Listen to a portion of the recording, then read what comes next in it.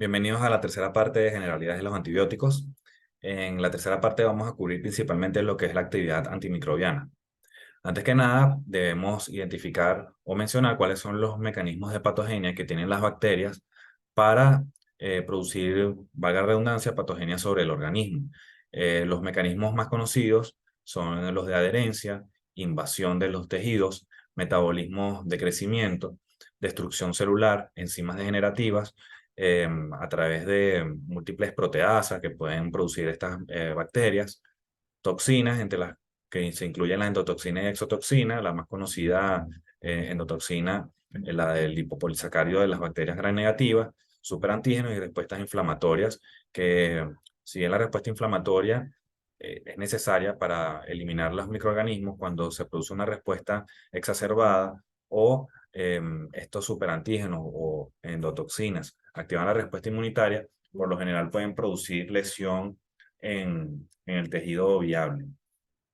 Las bacterias también tienen varios mecanismos que le permiten evadir la respuesta inmunitaria, como es el encapsulamiento, mimetismos antigénicos, donde utilizan antígenos similares a los del huésped para que la respuesta inmunitaria de alguna manera no los ataque, ya que se parece mucho a los antígenos propios. Producción de proteasas, producciones de antiglobulinas, destrucción fagocitaria, inhibición de quimiotaxis, fagocitosis e inhibición de la fusión del fagolisosoma, que es algo bastante común que podemos ver en el Mycobacterium tuberculosis, resistencias a enzimas lisosomales y las replicaciones intracelulares que evitan que que las células de la respuesta inmunitaria accedan al microorganismo y produzcan la destrucción de este. Los antibióticos pueden tener dos orígenes, origen biológico y origen sintético. Dentro de los antibióticos de origen biológico vamos a conseguir de las penicilinas y cefalosporinas que tienen un origen micótico. A nivel bacteriano vamos a tener la polimixina, tirotricina, colistina, los derivados de la actinomices, producidos por actinomices, las streptomicinas, canamicinas, gentamicina, eritromicina.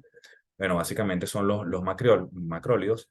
Y a nivel sintético tenemos algunos betalactámicos, como son la meticilina, la ticarcilina, imipenem, doxiciclina, claritromicina y acitromicina.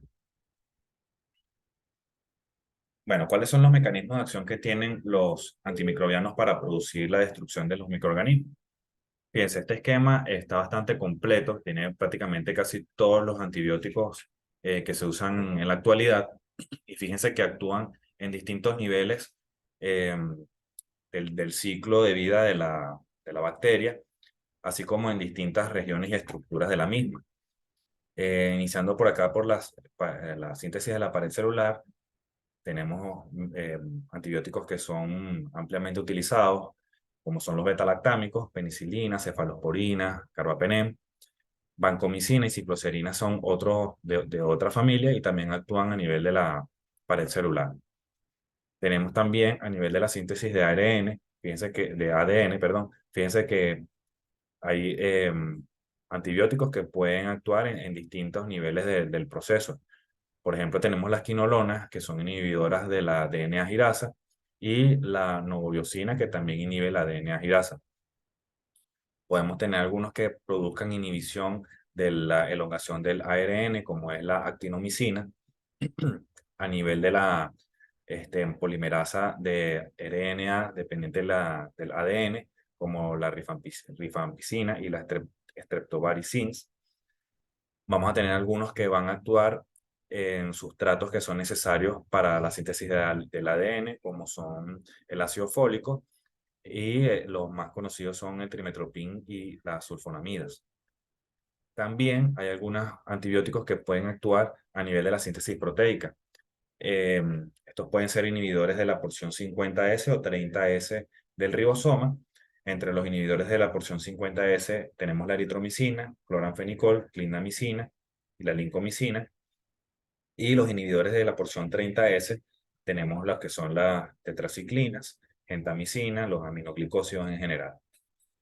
Adicionalmente, a nivel de la estructura de la membrana, hay algunos que se unen y producen lesión de la estructura de la membrana, produciendo lisis osmótica, como es la polimixina y la daptomicina. Y a nivel de la síntesis de proteína, también tenemos la mupirocina y la puromicina. En los antifúngicos, en vista de que tienen una estructura distinta a la de la bacteria, recuerden que tienen una pared celular bastante gruesa, difícil de penetrar, vamos a tener algunos antimicrobianos que actúan en distintos niveles. A nivel de la membrana celular, vamos a tener los polienos, que se ligan a las membranas celulares y las rompen. También vamos a tener las alilaminas, que bloquean la formación de ergosterol en la membrana celular por inhibición del escualeno. Y los azoles. ¿Okay? Estos tres grupos actúan a nivel de la membrana celular. Azoles como el fluconazol y itrocanazol. Las equinocandinas inhiben la 1,3 betaglucanos de la pared celular. La flutisocina ingresa activamente y permea y bloquea la síntesis de DNA y ARN. Y también tenemos inhibidores de la mitosis como la gliceofulvina. La clasificación, básicamente por sus grupos, si son tipo lipopéptidos, poliénicos, no poliénicos, azoles, alilaminas y piramidas fluoradas.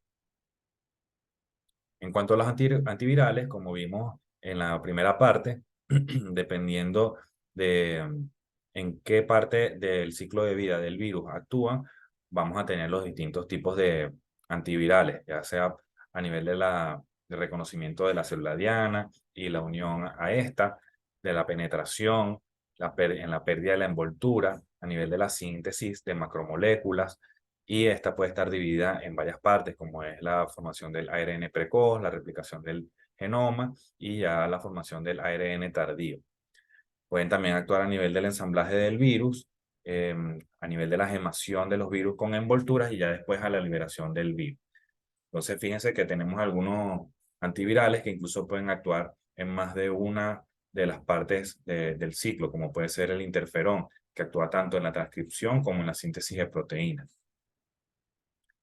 Los antivirales los podemos dividir en antivirales y antirretrovirales, ya sean análogos de nucleósidos, sean aminas tricíclicas o análogos de pirofosfato. Y dentro de los antirretrovirales también vamos a tener inhibidores de la transcriptasa inversa, que puede ser nucleósidos o no nucleósidos, inhibidores de la proteasa o inhibidores de la unión de la glicoproteína 120, que es la que se une hacia el linfocito TCD4. ¿Cuáles son los mecanismos de acción de los antirretrovirales? Bueno, pueden producir lesión del virus, inhibición de la unión a la célula, inhibición de la penetración, inhibición de la síntesis, tanto de ARN como proteica, o pueden producir inmunomodulación. Los antirretrovirales, bueno, va a haber una clase especialmente dedicada para este tipo de antivirales. Es importantísimo conocer cómo es el ciclo de vida del VIH, ya que vamos a tener antivirales que van a actuar ya sea para evitar la fusión del virus al linfocito T o para inhibir toda la replicación, la transcripción inversa de ese ARN o incluso para la liberación del virus. Los medicamentos más conocidos tenemos aquí el Maraviroc, que inhibe o bloquea los receptores de quimiosina y de CD4, la enfuvirtida, que inhibe la adherencia a través de la glicoproteína 120, IgP41 y 160, que son esenciales para la unión a los receptores del linfocito TCD4. Y a nivel de la transcripción inversa tenemos los inhibidores nucleócidos, entre los que cabe destacar la ácido budina, el abacavir, y entre los no nucleócidos tenemos el efavirenz. A nivel de la integrasa tenemos el raltegravir, y por último ya para la gemación y liberación del virus, los inhibidores de proteasa. Ahora vamos con los aspectos antibacterianos. Dentro del espectro antibiótico, los podemos dividir si tienen un efecto principalmente gram positivo, antibióticos que tengan efectos contra gram negativos, contra anaerobios, que tengan un efecto selectivo sobre algunos grupos bacterianos o que sean de amplio espectro. Fíjense que las penicilinas, las cefalosporinas de primera generación, lincosamidas, entre las que cabe destacar la clindamicina, vancomicina y bacitracina, todas ellas tienen un efecto principalmente contra las bacterias gram positivas. Los aminoglicosios, como ya les había comentado, y las polimixinas tienen un efecto principalmente sobre gram negativos. Para los anaerobios tenemos las lincosamidas y el metronidazol. Como norma general, podemos decir que las infecciones que se produzcan por encima del diafragma, que sean por anaerobios, vamos a utilizar clindamicina, y para las infecciones anaerobias que sean por debajo del diafragma, vamos a utilizar metronidazol. Dentro de las penicilinas antipseudomónicas, tenemos la piperacilina tazobactam, penicilinas resistentes a penicililasas, como la oxacilina y el etambutol para micobacterias. Todos estos son antibióticos que son selectivos. Y los antibióticos de amplio espectro, tenemos las penicilinas de amplio espectro, el resto de las cefalosporinas, la segunda hasta la quinta generación, cloranfenicol, las fluoroquinolonas y carbapenems. Entonces ahora vamos a ver en este cuadro, por esto les hacía bastante énfasis al inicio y en la primera parte de la generalidad de antibióticos, de tener como un mapa, un esquema mental sobre cómo se dividen los microorganismos, las bacterias en este caso, ¿no? Si son gram positivos o gram negativos, y dentro de la división por la tinción, hacer la división también por la forma. Entonces tenemos aquí cocos gram positivos, bacilos gram negativos, cocos gram negativos, anaerobios y atípicos. Y destacamos los más importantes. Staphylococcus resistente a meticilina, sensible a meticilina, Streptococcus, Escherichia coli, Proteus mirabilis, Klebsiella, Pseudomonas, Neisseria gonorrea, Neisseria meningitidis, ¿ok? Fíjense que las penicilinas en general, como lo vimos en la lámina anterior, tienen principalmente un efecto contra cocos gram positivos, y en este caso están bastante restringidas al efecto ante el estreptococo. Y bueno, el ejemplo más claro es la faringoamigdalitis estreptocóxica, para la cual se utiliza penicilina benzatínica, que es el tratamiento de elección. Tenemos algunas penicilinas que tienen efecto contra el estafilococo. Los estafilococos sensibles a meticilina, incluye la meticilina y la oxacilina. Pero fíjense que también sigue estando restringida el efecto sobre los cocos gram positivos. Ya cuando vamos avanzando, tenemos aquí las aminopenicilinas, la ampicilina y la amoxicilina, sin sus agregados de ácido clavulánico y sulbactam, tienen un efecto un poco más ampliado para algunas bacterias gram negativas, en el caso de Escherichia coli y Proteus mirabilis, e incluso pueden tener efecto contra Neisseria meningitidis. Cuando vemos las cefalosporinas de primera generación, que ya tienen un espectro un poco más ampliado con respecto a las penicilinas, ya abarcamos a los estafilococcus sensibles a meticilina y algunos otros tipos de bacterias gram negativas, y a medida que vamos avanzando en generaciones, podemos cubrir anaerobios e incluso podemos cubrir otro tipo de bacterias gram negativas. Fíjense que la ceftazidime cubre muy bien las bacterias gram negativas, pero no tiene mucho efecto contra estafilococcus sensibles a meticilina. El cefepime, que son las cefalosporinas de cuarta generación, tienen un espectro bastante amplio, cubre prácticamente todos los microorganismos gram positivos y gram negativos, pero no tiene efecto contra anaerobios ni atípicos. Las aminopenicilinas, pero con los inhibidores de la beta-lactamasa. Fíjense que con respecto a las aminopenicilinas sin la inhibidores de la beta-lactamasa, tienen un efecto un poco más ampliado, cubren Klebsiella y cubren Staphylococcus sensible a meticilina. La piperacilina tazobactam tiene efecto similar a las cefalosporinas de amplio espectro, e incluso cubren lo que son los anaerobios. Los monobactam, el ertapenem, eh, dentro de los carbapenémicos, es el único que no tiene efecto contra pseudomonas, pero cubre prácticamente todos los microorganismos. El imipenem y meropenem sí cubren pseudomonas. Las quinolonas también son antibióticos de muy amplio espectro, con ciertas salvedades para la ciprofloxacina contra los estreptococos. Por eso la ciprofloxacina no es utilizada para infecciones de tipo neumonía adquirida en la comunidad, donde el Streptococcus pneumoniae es una de las primeras causas, pero las levofloxacina, mucifloxacina, gatifloxacina, también denominadas quinolonas respiratorias, sí cubren muy bien todos estos tipos de cocos gram positivos, y además cubren bacilos y cocos gram negativos que también pueden estar implicados en la patología de las neumonías. Los aminoglicósidos, fíjense que están prácticamente restringidos a su efecto antimicrobiano contra bacilos gram negativos. Las lincosaminas, que son básicamente utilizadas, como les comenté, para patologías producidas por cocos gram positivos e incluso para anaerobios. Los macrólidos tienen un buen efecto contra algunos cocos gram positivos e incluso pueden tener efectos contra Neisseria meningitidis. Las tetraciclinas también son antibióticos que tienen un espectro un poco más reducido, pero son muy buenos para cubrir los atípicos, al igual que la citromicina. La vancomicina, que está prácticamente restringida para cubrir el Staphylococcus aureus resistente a meticilina, pero también tiene efecto contra los demás cocos gram positivos. Y el trimetoprim sulfamethoxazol, que también es un antibiótico de un espectro bastante interesante, pero que debido al aumento del uso indiscriminado ha perdido bastante, se han generado bastante resistencia, sobre todo en nuestro país. Y fíjense que el metronidazol básicamente tiene efecto de contra anaerobios. Bueno, aquí tenemos otro esquema donde se presentan más o menos los mismos antibióticos. Quizás aquí podemos tocar algunos un poco más detallados, como el Enterococcus faecium y el Enterococcus fecalis. Y bueno, estas se las dejo para que ustedes las analicen un poquito con más detenimiento en sus casas. Bueno, vamos a tener que los antibióticos pueden tener un efecto bactericida o bacteriostático. Bueno, básicamente, bactericida lo que quiere decir es que va a producir una muerte de la bacteria.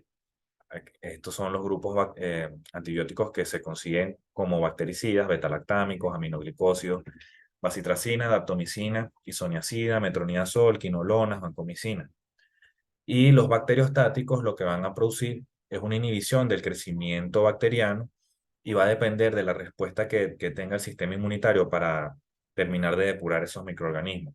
Entre ellos tenemos el etambutol, las lincosaminas, glincosamidas, macrólidos, tetraciclinas, digeciclina, cloranfericol y trimetoprim-sulfas. Estos que están marcados en rojo pueden tener un efecto bactericida dependiendo de su concentración.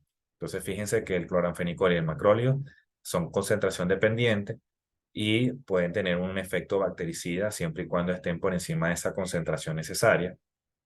Dimetropin sulfamethoxazol, su efecto bactericida va a depender de la asociación con otros fármacos. Y la nitrofurantoína es otro antibiótico que puede tener una acción mixta. Eh, bueno, vamos a tener que el efecto de los antibióticos puede ser dependiente de la concentración o dependiente del tiempo. En los antibióticos que son dependientes de la concentración, vamos a tener que estos antibióticos deben alcanzar unos niveles superiores a la concentración mínima inhibitoria. La concentración mínima inhibitoria es esa concentración, valga la redundancia, mínima que debe alcanzar el antibiótico en el sitio donde se encuentra el microorganismo para producir la inhibición del crecimiento bacteriano eh, de 100.000 unidades formadoras de colonia. Estos tipos de antibióticos deben tener un monitoreo constante, tienen una ventana terapéutica estrecha y requieren un mínimo número de administraciones diarias, como es el caso de los aminoglicósidos y las quinolonas. Entonces, como les digo, aquí lo que más importa es que la concentración esté por encima de esa concentración mínima, y mientras mayor sea la concentración de ese fármaco, mejor va a ser la acción del antibiótico. Y tenemos antibióticos que van a ser dependientes del tiempo. La condición de ellos es que deben estar sobre la concentración mínima inhibitoria durante todo el tratamiento, o por lo menos más del 50% del tiempo que dura el tratamiento. Dependen de intervalos, del tiempo de intervalos entre dosis para no caer, y requieren de múltiples administraciones diarias, como es el caso de los betalactámicos y los glucopéptidos. Pero bueno, digamos que a fin de cuentas podemos dividirlos también, o hay un tercer grupo, que van a depender del área bajo la curva sobre la concentración mínima inhibitoria. Es decir, dependen tanto del tiempo como de la concentración. ¿Ok? Fíjense, como ya lo habíamos mencionado, los que son dependientes de tiempo tenemos los betalactámicos, macrólidos y linesolid. Los que son dependientes de la concentración, aminoglicósidos y fluoroquinolona. Pero los que dependen de la área bajo la curva tenemos las fluoroquinolonas, vancomicina, daptomicina, linezolid. Entonces, aquí importa más cuánto tiempo y en qué concentración está este antibiótico por encima de la concentración inhibitoria mínima. Para los antibióticos que son dependientes de la concentración, la actividad bactericida máxima se va a alcanzar cuando la concentración máxima supere de 8 a 10 veces la concentración mínima inhibitoria, y para los que son dependientes del tiempo, se requiere que el 45% del intervalo del tiempo esté por encima de la concentración mínima inhibitoria.